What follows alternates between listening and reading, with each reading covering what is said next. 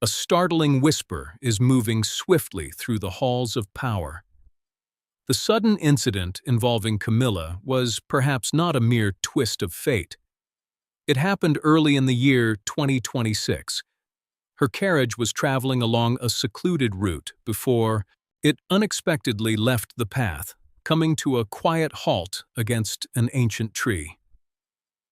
What first appeared as a fleeting misfortune is now viewed through a much different lens. The palace was quick to release a brief statement regarding a mechanical fault. Yet, Prince William felt an immediate and unsettling chill. He sensed deeply that the narrative was somehow incomplete.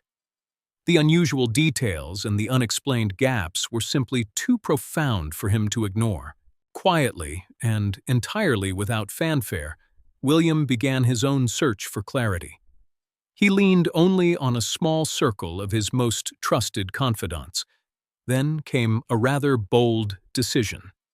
A discreet effort was made to listen closely to the quiet conversations within the walls of the recovery room. What was gathered in those silent hours holds the power to shift everything we thought we knew. These are words that carry the weight of a quiet storm. One must ponder the true nature of that misty morning. One must ask if this was a simple misfortune or a carefully guided series of events. One must also wonder if William is simply seeking peace of mind or standing on the edge of the monarchy's most guarded secret. A heavy silence now drapes over the skies of London. This quiet tension radiates from the very heart of Buckingham Palace. The eyes of the world are fixed upon a monumental shift, the quiet preparations for the passing of duty from King Charles to the Crown Prince. Yet, in this delicate hour, the shadows of that early morning incident continue to stretch. They leave behind a trail of quiet doubts, lingering far beyond the brief words of the royal press. A sudden disturbance broke the deep peace of the countryside. Shortly after, the Royal Communications Office released a formal statement. It spoke merely of a minor incident, attributing it to a simple technical fault with the vehicle. The message offered comforting words, assuring the public that she was resting peacefully under careful observation. Yet, beneath the calm surface of those reassuring sentences, a very different reality seemed to be waiting in the shadows. Within the quiet walls of Kensington Palace, Prince William carefully studied the initial security reports. He is a man who looks deeply into matters, rarely satisfied by surface explanations. To him, the life of a senior royal is bound by strict and unwavering traditions. This unexpected event seemed to step far outside of those ancient, protective boundaries. The connection between William and Camilla has long been guided by formal grace rather than deep, emotional warmth. Following the tragic passing of his beloved mother, Princess Diana, William learned to accept the new dynamic for the sake of his father's peace of mind. Still, a quiet distance has always remained. It is much like a delicate fault line, hidden, completely beneath a beautiful layer of winter frost. He is intimately familiar with her highly calculated approach to royal life. It is precisely this awareness that caused his inner instincts to awaken. The detail that troubled him the most was the sudden choice to travel without the standard royal guard. It is a measure of protection that is usually considered absolutely essential for someone of her standing.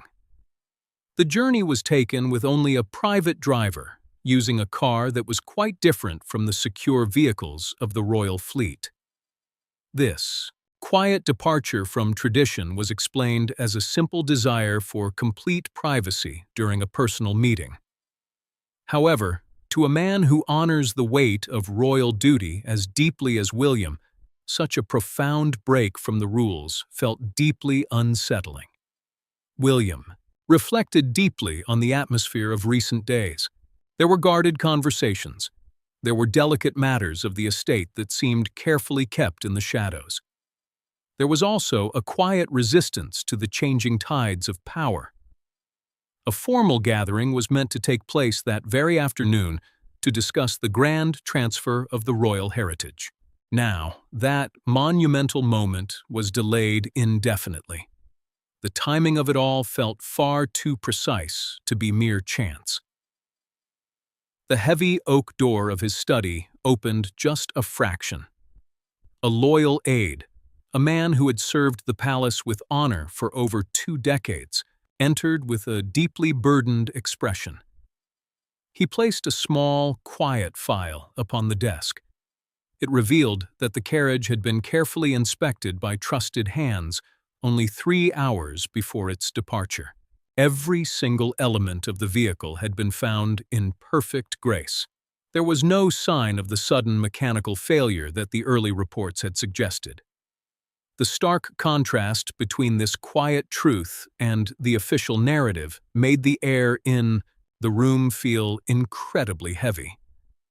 William allowed his mind to slowly connect these delicate pieces. If a profound choice had been made behind closed doors, it came at a remarkable personal cost. A price was paid in physical comfort to gain something far more valuable. She had gained time. One must wonder if this time was meant to arrange delicate matters that were not yet settled. Or perhaps it was meant to pause the passing of ancient privileges that his own mother and grandparents had once held so dear. A brief wave of sorrow washed over William as his thoughts turned to his father. King Charles was surely sitting by the hospital bed, holding her hand with unwavering faith in the narrative of a simple misfortune. The king's deep devotion served as her strongest comfort. It also stood as the most delicate boundary William would have to cross to find clarity. William felt the immense weight of duty pressing upon his shoulders. He is not merely a son, but the future of the crown. Protecting the monarchy means far more than preserving its outward majesty. It requires guarding its inner soul. If deep shadows were allowed to gather at the foot of the throne, the very foundation of his future reign might slowly lose its light. William took a deep, steadying breath. His low and firm voice echoed in the quiet room. It felt like a silent vow to bring light to the shadows surrounding his family. He knew deep within that the morning did not unfold by chance. It felt rather like a carefully arranged scene. He made a quiet promise to himself to see the final act come to a graceful close. Following a completely sleepless night at Kensington, William began to set his quiet efforts into motion. He gracefully stepped away from the official channels of the East Palace, knowing well where certain loyalties had long been planted. Instead, he gathered a very small circle of his most devoted protectors and brilliant minds. In a secure room, hidden far below the grand halls, the glow of screens cast sharp shadows across the prince's face. The light highlighted his deep exhaustion, yet his profound determination remained completely unbroken. He understood perfectly that navigating the presence of a woman who had weathered decades of royal storms required great care. Mere intuition would never be enough to shift the tides. He needed absolute clarity. The first quiet conversation took place with the private driver. He was the only other soul present on that quiet road, having emerged with only the slightest of marks. The man sat directly across from William in the intimate space. His hands were clasped so tightly that his knuckles had turned completely white. William did not rush to fill the silence with demands. He simply observed the man with a deep, unsettling calm.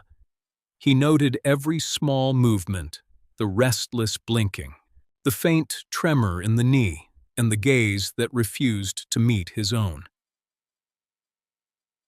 The driver recited a familiar narrative about a sudden loss of control on a slippery path. Yet, William sensed a deep fracture in the tale. The man delivered his words with the stiffness of a rehearsed script. The illusion completely shattered when he was gently pressed about the natural, immediate instincts one expects from a master of the road. The absence of a natural pause, the lack of effort to guide the carriage toward the open grass, and the direct path toward the ancient tree felt completely against all human instinct. The shadows deepened further when William sat with the head of the royal fleet. Unlike the restless driver, this man held his tension with practiced grace. He stood quite still, though the heavy air of the room seemed to weigh deeply upon him. When asked to present the maintenance records, the man offered pages that were unnervingly spotless. Yet this very perfection became a quiet flaw. As William turned each page, he noticed a subtle hesitation in the final seal of approval.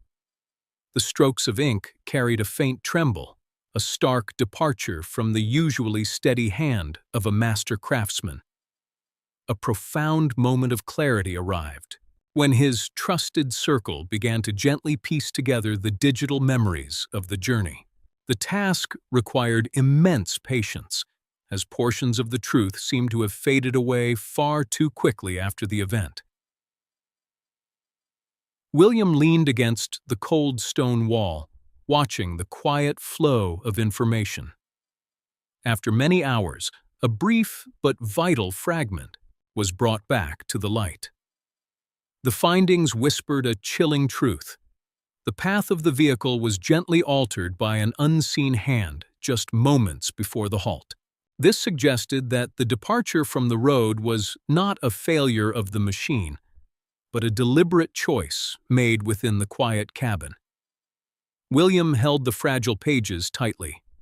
He felt the rough edges of the paper, much like the sharp reality he was now holding in his hands.